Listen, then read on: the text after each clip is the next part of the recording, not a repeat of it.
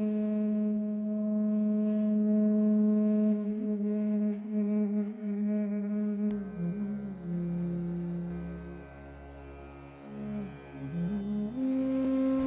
this round of travel from Kanyakumari to the foothills of Himalayas is essentially for the rivers because India's rivers are depleting in a very serious way, to a point where many rivers which were perennial for a long time, from probably 1,000,000 years or more, are becoming seasonal. As you know, you're close to Krishna. Krishna is almost gone. The water in Krishna is from Godavari. It's not real Krishna. Narmada has become seasonal. Kaveri has become seasonal. To a point where the scientific projections show that in another 15 to 20 years, literally 60% of the rivers in the country will become seasonal. So essentially, why this is happening is, there are two types of rivers in the country or in the world. One is glacier-fed rivers, the others are forest-fed rivers. In our country, only 4% of the water is glacier-fed, rest is all forest-fed. Forest-fed essentially means when precipitation happens, when rain happens, because of the root system and the bioactivity that is there, the water that comes down will sink into the earth, is held there through the aquifers. It's a complex system, how the river water comes. But we have removed forests and tree cover in a big way. So whenever it rains now we have either flood or drought, flood or drought. The cycle of flood and drought is happening all over the country, as you almost every day see in the newspapers. Somewhere in one place there is flood, in another place there is a drought. So this is going towards a very serious situation where by 2030 it is estimated we will have only 50% of the water that we need for the population. I wanted to just imagine the civil strife that it will cause. And already in many places, average distance in many villages that people are walking to get water is about 4.5 kilometers. So this distance is going to increase. As the distance increases, civil tensions will also increase. And if cities are well provided for, it's not far away when millions of rural people will just come and camp in the cities, and it will lead to total chaos. So this is not alarmist activist talk, this is proper science, it's definitely going there. Everybody knows this is happening. We also know what's the solution, but nobody to tie it together. So I thought it's time to take it in our hands and see how to put it together. When I was at Puducherry, the Chief Minister there, Sri Narayan Swami, said, Sadhguru, 25 years ago when I was in Rajiv Gandhi's cabinet, we had a very similar policy plan which was prepared by the experts in the government, and we wanted to pass it. But we could never get concurrence from the states. We tried very hard, but states would never agree for anything. So this has been the biggest hurdle, that because rivers are a concurrent subject between center and state, the states never came together as one voice. So they could never pass any policy. All the river policies that we have till now are only about how to share the water, not about how to keep the river going and flowing 12 months in the year. This time, fortunately, all the states, literally all the states, the chief ministers are participating in the events. All the governments are totally with us, and most of the governments are signing MOUs as to how to implement it in their states. All this happening in a very effortless way. Only 2 chief ministers I met to convince them what the policy is about. The rest of them I just wrote a letter. Within 15 days, all of them confirmed their dates. So this is concurrence. One of the biggest hurdles we had towards a river policy just happened effortlessly. Now the next challenge is, if we aggressively implement this policy, it is a complex policy of nearly 700-page document which we will be presenting to the central government or the Prime Minister, and then to all the states and all the environmentalists and universities across the world. We are giving out these copies so that if anybody has contributions to make, We will give 3 to 4 months' time to do that. But if you make a policy like this, aggressive implementation will take 10 to 15 years' time. After the implementation happens, it will take another 5 to 10 years before actually you can see river waters coming up. So we are talking about a policy which has a gestation period of 20 to 25 years. This means 4 to 5 governments would have come and gone. Many of us may not be here in 25 years' time. Such a long-term policy, if a government, a democratically elected government, has to pass means people of the nation have to clearly say that we have matured, we are a responsible generation. If you do something for the future of this nation, for the future of the future generations of this nation, we will stand with you. This is why the missed call campaign that we are doing. We want 40% of the electorate to vote for it so that the government can pass it, because this policy involves very large financial outlays and there are many complexities of execution. Execution is not going to be simple. Fortunately, 25% of the land is still in the government hands. That we will make it into forest for sure, I have no doubt about that. But the remaining 75% is in the farmers' hands. Of this 6 to 8% is delta lands. We can leave the delta lands as they are. So 65% of the land, approximately 14,000 kilometer run of the river, which means 28,000 square kilometers, we want to turn it into plantations of fruits and other tree-based agriculture. Fundamentally shifting the riparian farmers from crop-based agriculture to tree-based agriculture. With this, the farmer's income can be raised anywhere between 3 to 8 times over. Only thing is, it will take 4 years minimum before he sees the income. In 7 years' time, 3 to 8 times over, he can increase his income. But those 3 to 4 years, he needs support. This is where the government's involvement becomes very key. And another aspect of this is, see, there are only 2 aspects to a river. Augmenting the river flow, another thing is managing the usage. When we say managing the usage, 84% of river water is used for agriculture right now. We are still irrigating the lands as we did 1,000 years ago. Many nations in this world are growing similar crops that we are growing, getting much better yields, but using 10 to 20% of the water that we are using, simply because they have brought in technologies. We had a few Vietnamese experts with us. They stayed here for 4 days and we were discussing many things. They said, shifting from paddy to fruit cultivation in their country, farmers' income has gone up 20 times over, 2,000%. We were amazed, how does it happen 20 times? They're laughing at us. They're saying, 20 years ago we came to India, studied in Indian universities. We took this knowledge and implemented it. You got PhD. So there is a huge knowledge base, but there is no agency, because in India everything is operating in silos. There is a university, there are academics, there are scientists, and the farmer is another world by himself. We want to set up agencies which will bring this knowledge to the land, so that these things, if we don't do now, we can't be going on doing things that we did 1,000 years ago. Even now, if you go in many parts of the country, we are still ploughing with a wooden plough, okay? We think it's romantic.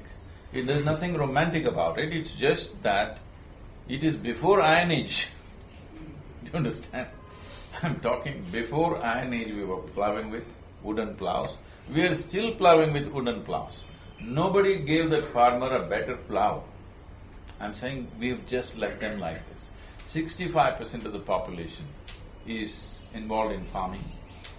They are the people, today we are all sitting here and talking because somebody's telling us. The food doesn't come from the supermarket, the food comes from the land.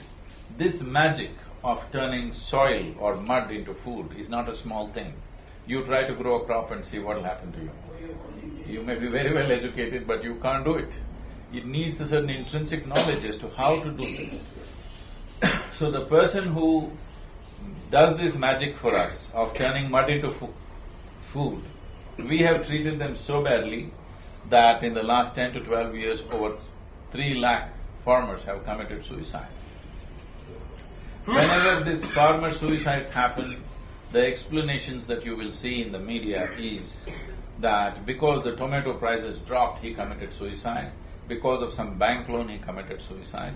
Believe me, if you and me get into farming, on a land which is not fertile and there is not adequate water, it will drive us to suicide.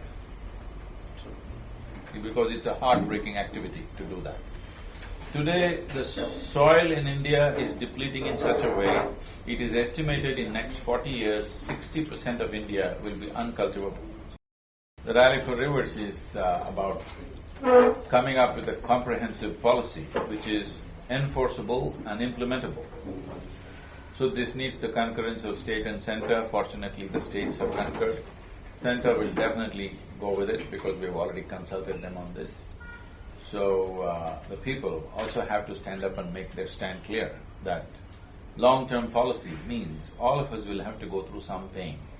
That we are willing to go through this little pain for the future well-being of this nation is the statement that you're making when you do this missed call.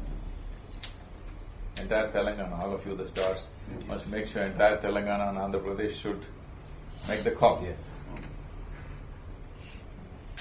And anyway, I have to say this, both Telangana and Andhra Pradesh governments are doing a fabulous job with water. No other state in the country is doing what is being done here. It's very progressive, very wonderful to see that they're doing it. It's the right thing to do. This, what is this, Mission Kakatiya or something? The lakes and ponds. And also the Harita. This is the way to do it in a tropical country. What we've been doing in the past is all transplanted from Europe or North America. We must understand European nations receive nearly 225 days of rain in a year. But we have only 40 to 45 days rain. And this is a tropical country where temperatures are at least 15 degrees higher than what is there. So we cannot transplant those policies, we cannot transplant those methodologies. Tropical country has to handle this way. Right now what's being done in these two states is the best thing that can be done. There are other scientific aspects to it. We're looking forward to work with the governments to see how we can introduce other dimensions to it. But this is definitely the right direction what they're taking. Any questions? Thank you, Sadhguru. I think you've created such a large awareness and much need of the art right now. Once the director of No Names to be Taken, he told me, Charan, I'm making a movie in the future. It's a war-based movie, a couple of years back, and he said it's the concept of the war is a fight for water. I thought he was a mad guy. That he had no other better cause for a war apart from, not usually it's land and everything. Now I realize what a foresight he had, that this is happening actually. Drinking out of plastic bottles, we think we are all fine sitting at home. How has been the response to it? It's been the 14th day. I said only 2 chief ministers I had to meet to convince. Others I just wrote a letter and they respond. On a larger scale, we understood planting horticulture on either side of the river. See, the important thing is the land should be in shade. If organic, to call soil as soil, according to the UN standards, there must be a minimum of 2% organic content. But in states like Punjab, Haryana, Marathwada, southern Tamil Nadu, some parts of Andhra Pradesh, the soil, organic content in the soil has become 0.05%, not 0.5, 0.05%. This means this soil will turn into sand in the next 3 to 5 years' time. We are making soil into sand by taking away all the organic content. The only way you can add organic content to the soil is the leaves of the trees and the animal waste. The trees are gone long ago and animals are all travelling overseas. See, if you cut an animal and eat, that's not the problem. The problem is when millions of animals are going away, what is going away is not meat. What is going away is topsoil. India has an average of 15 inches of topsoil. And every year we are taking out 5.3 billion tons of topsoil, which is little more than a millimeter. So just make a simple arithmetic and tell me, how many years is it before we are a total desert? People estimate in about 250 years, India will be a total desert if we go the same way. This is not rocket science. Every farmer knew, if I have 10 acres of land, how many animals I should have, how many trees I should have, is something that's always known to the farmer. But today, we have very too much of textbook science and very little sense, unfortunately. We have a lot of budget allotted for irrigation or other departments which is concerned to this rally. Do you think our governments are not reacting as fast, or they're not reacting at all? Or as I said, these two states, they're doing a wonderful job. The amount of greening that's happening in these two states is phenomenal. Nowhere else is it happening. We have done a lot in Tamil Nadu, but as an organization, not as a government. We have planted over 32 million trees in the last 14-15 years' time. But that is a private effort. If the government was there, we could have made this into 32 crores probably.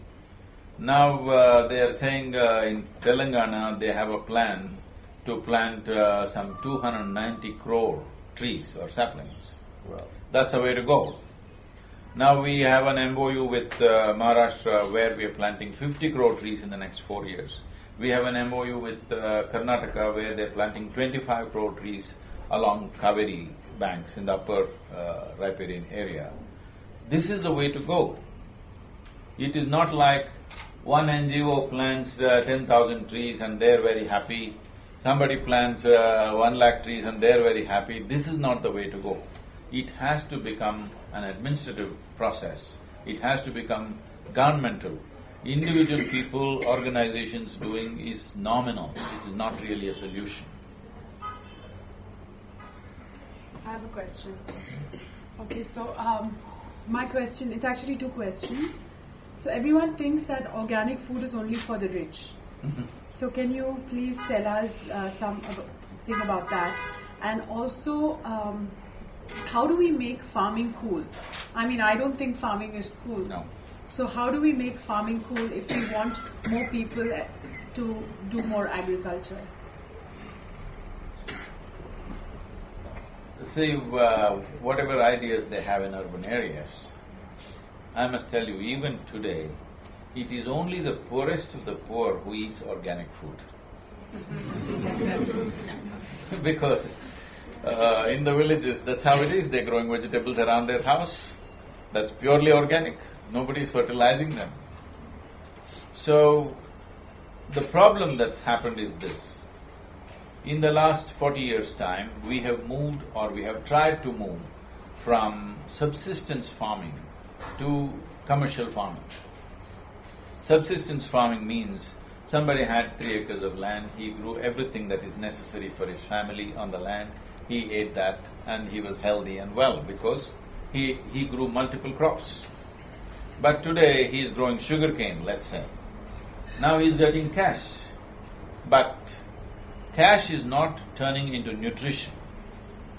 Cash is not transforming itself into nutrition. Today, if you see in the south, the main staple diet is just this: rice, tamarind, chili, onion. You have the meal. We know how to make tasty magic out of just tamarind, chili and stuff. If you go north, it's wheat. The rest is same. No tamarind, but chili, onion, it just happens. So, one thing that you see in the village is today, in these better off states, I'm talking about southern states which are considered to be better off states, if you go into a village, you will see at least 40 to 50% of the people, their skeletal system has not grown to full size. People think that's how the villagers are. That is not how a villager is supposed to be. A man who works so hard on the land, he is supposed to be built well, because he never ate properly all his life. Right from his childhood, he never got to eat properly. All of you, make this much effort, okay? only 2% of country's population can even think of sitting in a comfort like this. So at least keep your eyes open, because this is the only way your humanity will be on. Please just watch. In Hyderabad city, things may be a little better, but if you drive around in the villages and things, just look at a human being first of all. Have they grown to their full size? You will see 60% have not grown to their full size.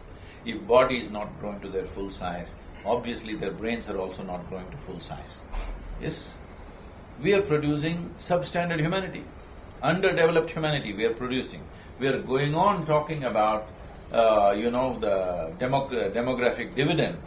You just go and see the quality of human beings we're producing, nutritional level. Apart from that, there is education, there is skill and many other things. But fundamentally, your body and brain has grown to full size, then we can get you to do so many things. If these two things don't happen at an early age, then you're finished. Your life is closed.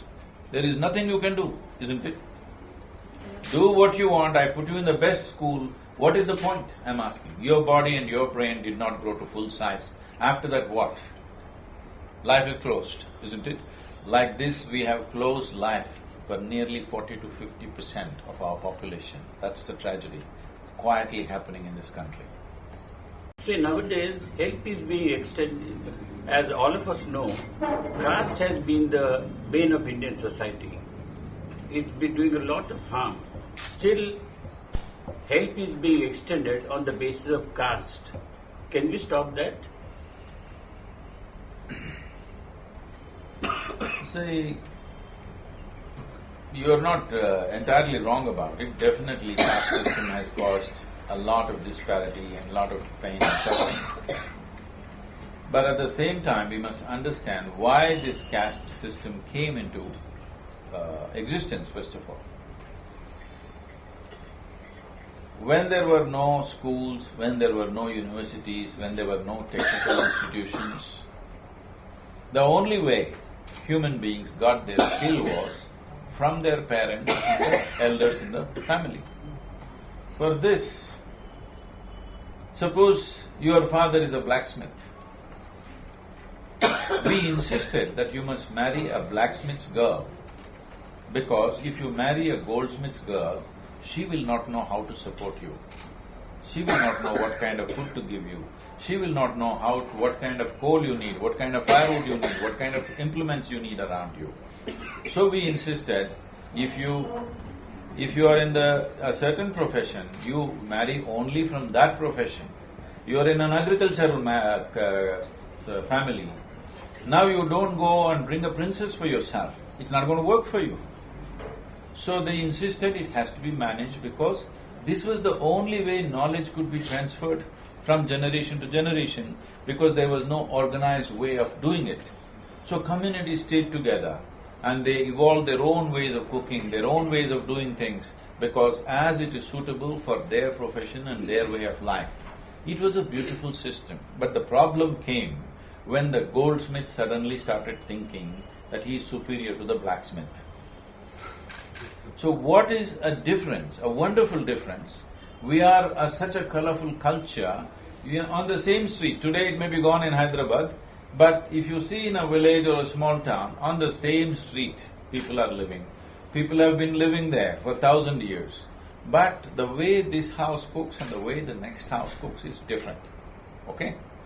Because their caste will decide how their food will smell and taste and everything. Because of this, we develop such a colorful, fantastic culture. But when we turn differences into discrimination, what is the difference if you make it into a discriminatory process, then exploitation starts, then ugliness comes in. So unfortunately that happened over a period of time. But now we have come to a place, you could be born in any family, you can become an engineer or a doctor or something else. So slowly it will become irrelevant. But the only reason why caste system is still holding on is, we still don't have a social security system. So if you stay within your community, you are supported. If you suddenly go out of your community, you have no social security, you're all on yourself. So that is one of the main reasons why rural societies stick with their own community, because suppose your life goes wrong, Suppose accident happened, suppose you got injured, suppose you got sick, suppose your husband or wife, somebody died. Who is there for you, I'm asking? Because there is no social security. The only way you have social security is sticking to your community. So this has been maintained like this. The discriminatory aspect of what is happening must be removed. This is what the governments have been trying to do ham-handedly, but the effort of all these reservations and other things is to take away the discrimination. But I don't think we should take away the differences. It's nice that the differences are there. That's why we are all different. That's what makes us colorful and nice. For all of us who are same, it will be too monotonous, isn't it? If I walk into your home, not just in India, anywhere, I am not somebody who ever inquires what is their caste because it doesn't even occur to me. But the moment I smell the seasoning, I know this is a Pillai home, this is a Gounder home, this is a Naidu home. I just know it because the moment I smell the food, I know. And it's nice. But Isha Foundation is doing really wonderful things. But finally, whatever MOUs we are making it, is it going to be legislated by the government of India or how? Otherwise tomorrow because of the politics. No, the MOUs are jumping the gun. MOUs are jumping the policy gun, okay? Before the policy comes, these are initiatives which have been taken by the state governments, which is wonderful. MOU has nothing to do with the policy. When the policy happens, it will be mandatory and implementable. So, to what extent can we make it mandatory? It's a questionable thing, because it has to be handled gently. Suppose farmers go, some rabble-rousers will come, some politician will come and say, they're trying to take your land, they're telling you what to do, let's protest, and immediately they'll burn the buses tomorrow. These things can happen in any moment. So what we are going to do the next thing is, in Maharashtra already the work is on. We want to set up large-scale modules. We've already done small modules. We want to set up large-scale modules. Let us say 50-kilometer stretch of a river or 100-kilometer stretch of a river. We will do a project which involves the farmers shifting from crop-based agriculture to tree-based agriculture. In 4 to 5 years' time, if we show everybody that economically this is far better, the farmer becomes much richer by doing this, after that you can't stop it. Anyway, it will happen. So this is what has happened in other countries. This is what is beginning to happen in Andhra Pradesh, because right now the government is wanting to move 50% of the land in the state into horticulture. But you need other things, like you need cold storages, you need value addition industry. So we are with the CII, and your mother is on that. And I also spoke to the CII Council. They are very much into it. Only thing is the government has to again compensate this. We want the industry to invest first, and then the farmer will invest. Right now what's happening is the poor farmer will invest, he will grow the tree, and suppose his fruits rot in the market, he will chop down the tree or hang from the tree. This is what is happening. First, industry must invest and ensure that the farmer will get the price that he deserves, and all the volume of produce that he makes will be taken. I'm telling you, in the entire country, if you drive from Hyderabad to Vijayawada, you see maximum number of cold storages, private cold storages. Nowhere else in the country there is a facility like this. This is really fantastic. This is what needs to happen. Private agencies, private industry and business has to get into this. If they have to get into this, they need loans which have a larger gestation period. Okay? If you get into business, maybe in 6 months you must start paying back. But if you get into agro-based industry, supportive industry for agriculture, you must give them 8 to 10 years gestation period to pay back. Only then this will work. This can be easily done. You're not giving away the money. You're only giving them a little holiday to pay back. So all these things are various aspects of the policy. The policy is essentially an economic policy with a significant ecological impact. Because if all the stakeholders don't benefit, it cannot succeed. First stakeholder is the river. River must benefit. River must flow 12 months of the year. That is the intent. And then the life in the river. When I say life in the river, Indian rivers have the maximum number of species in fresh water compared to any continent. Indian subcontinent has the highest number of species of life, particularly fish. There are over 1,000 varieties of fish in the Indian rivers. All of you must be enjoying Godavari, Krishna, but Krishna fish is gone, all right? We do not know exactly how many are gone in the last 25 years, but scientists estimate anywhere between 15 to 20% of the fish species may be gone for good, because perennial rivers, when they become seasonal, that part of the river, a certain species were there, they are completely gone. So, but there are no studies to tell us exactly what. So the life that lives in the river, that's the second stakeholder. The third is the farmer. The fourth is the larger community, all of us who live in cities. And the fifth is the governments and the administrations, because their income and their revenue should go up too. Only when all the stakeholders benefit, any policy will be successful. Unfortunately, we have not been looking at it this way. When we talk ecology, we always talk against somebody. This must go. So, in any place, whether it's marketplace or marriage, unless both the parties benefit, it will not sustain, isn't it? It's a simple principle. So, everybody has to benefit, only then it will sustain. So, it's essentially an economic policy with significant ecological impact. We take one question. Anybody? This is away from the reverse topic. Everybody talks of either attaining spirituality or taking the path of spirituality. I've always struggled to understand the actual path, what it actually really means, and what is your personal path in terms of your gateway to attain where you are right now in your life. Right now, I'm on the way to Mumbai.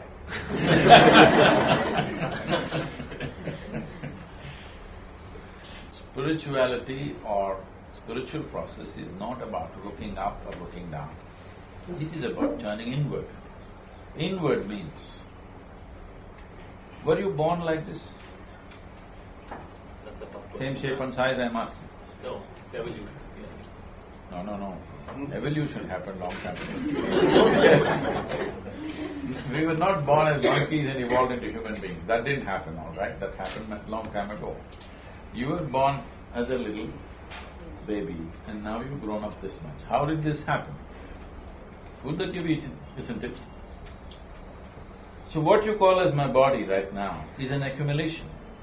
Yes? It's an accumulation. Whatever you accumulate can be yours, but can it ever be you? I'm asking. Whatever you accumulate can be yours. Can it ever be you? Probably not. Tell me for sure. No. Huh? Can it ever be you? It is yours, all right. I'm not disputing that for now. That also will come one day. But what you accumulate, can it be you? It can only be yours, isn't it? It belongs to you, but it's not you. So your body is an accumulation. What you call as my mind is an accumulation of impressions. Where the hell are you, I'm asking? So there is no experience of that at all. So you are busy in two heaps. Heap of food that you gathered in the form of body and heap of impressions that you gathered in the form of mind. Physiological drama and psychological drama is all that's going on. But is it a fact that you exist? You doubting all this? Is it a fact that you exist? So no. You exist, right? Yes. Yes. So now the problem is just this. You know that you exist, but you do not know the nature of your existence. I'm asking you, can you conduct yourself really well through this life if you do not even know the nature of your existence? Can you? No. So that's spiritual process.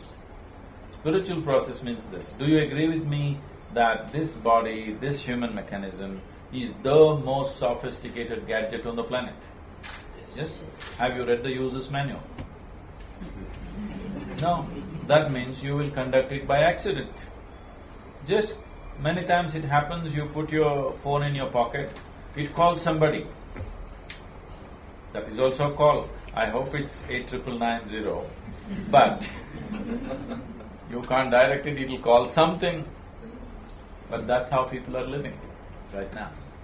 They're being peaceful, joyful, whatever is all by accident. Because it's so much by accident, so much fear, so much anxiety about every simple thing. What great things are people doing? Tell me. What every creature is doing, that's all we are doing. We are born, we grow up, we eat, we sleep, we reproduce, we die. Isn't it? For this, how much fuss? What an earthworm and a grasshopper and a bird and an animal is able to do without fuss, human beings are doing with great fuss, and we claim we are the most intelligent species. It is great, isn't it?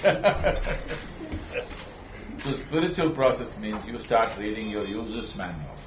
Tell me, if you buy a phone, would you like to read the user's manual on the first day and figure it out?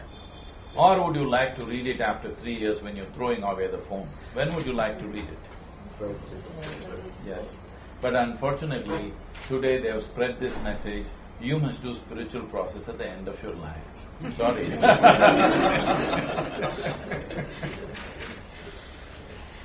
Please. You're saying by 2030 only half of our needs would be met through the river. So do you see by 2030 you would be tapping the ocean for the rest of our needs? See, you can never do agriculture with ocean water, please. And above all, if you desalinate in a big way, the salinity in the water around the coast will go up, and that is going to cause many, many disasters. Already it's happening in Tamil Nadu, big time. I'm sure it should be happening in the coastal Andhra Pradesh also. You don't have much coast in Telangana, is it? No. No coast? No coastal. Oh. No sea. It is possible that in the next 8 to 10 years, nearly 100 kilometers inland in Tamil Nadu will be saline water. This means Tamil Nadu will lose nearly 1.2 lakh square kilometers of farmland, because saline water is slowly moving up, because we keep sucking out the groundwater. We are going 2,000 feet and sucking out groundwater. It has to fill up with something. When the ocean is there, naturally the water finds its way. Already it's come 30-40 kilometers inside. They are expecting it will come to 100 kilometers in the next 8 to 10 years. This means nearly, probably 10% of Tamil Nadu will be gone. Saline water, you can't grow a thing. So, desalination is not a solution. That is only for Dubai or those Arab countries where drinking is all they're using it for. They don't grow anything, they import everything. With 1.3 billion people, that's not even a solution. It's okay, in emergencies you can do that. It's not a large-scale solution. Sadhguru, my name is Sai, I'm a lung doctor. My business is because of tobacco. I'm wondering, do you have any suggestions on how can we eliminate tobacco from the life of the world? Because that's the number one cause of human health disease. You're self-destructive.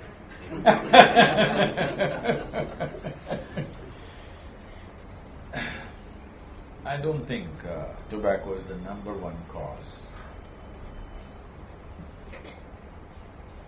People are doing many unhealthy things. Tobacco is just one more of them. I am not saying I am for it. Today we are trying to produce cars without smoke. This machine is not made to smoke, all right? Simple sense. But people find some pleasure and stimulation by doing that. A strong cup of coffee can kill you as much as cigarettes can do. You know that. So are we going to remove all these things? Alcohol is being propagated heavily. Alcohol kills more people than tobacco does. But even the activists are drinking, so they won't protest against that. Okay? I am not saying people should smoke. I am only saying these are all many issues, many unhealthy things we are doing. But why are we doing these unhealthy things? If you simply sit here, if you just close your eyes and sit here, if you are ecstatic by your own nature, would you want to smoke, drink? I'm sorry, but would you even want to watch a movie? Not a good thing to say here. But I'm saying the need for entertainment and pleasure becomes more and more when there is no joy within you. If you're joyful by your own nature, you will see you're just fine. All these things are not needed. So instead of helping people how they can become joyful, this is the greatest chemical factory on the planet, isn't it? The only thing is you are a bad CEO. If you manage this well, this will be blissful. If it's blissful, do I want to mess it with this? I am not against tobacco, but I never smoked. Okay? Because if you're against it, you will go towards it. If you are simply in a state where you're feeling wonderful right now, sitting here, why would you want to smoke or drink? You look at my eyes and say, I'm always stoned. I never touched a substance, but I'm always stoned because this is the best chemical factory on the planet. You just have to change the CEO or train the CEO. If you come, I'll train you.